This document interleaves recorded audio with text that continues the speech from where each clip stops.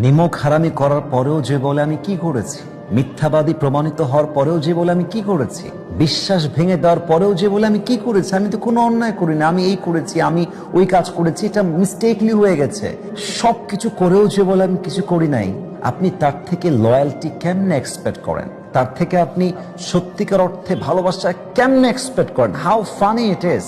মনে রাখবেন, सच्चे इंसान की मोहब्बत हमेशा सच्चे होते हैं और झूठे इंसान की मोहब्बत हमेशा झूठे होते हैं। जो सच्चे बोलते हैं वही सच्ची मोहब्बत कर सकते हैं, जो झूठे बोलते हैं उनकी मोहब्बत कभी भी सच्चा नहीं होता मेरे दोस्त। যে সত্যবাদী তার ভালোবাসা সত্য হয়, যে মিথ্যাবাদী তার ভালোবাসা মিথ্যা হয়। অতএব ভালো তাকেই বাসবেন যে নিমক হারাম নয়, যে বিশ্বস্ত হবে। ভালো তাকেই বাসবেন যে সত্যবাদী হবে।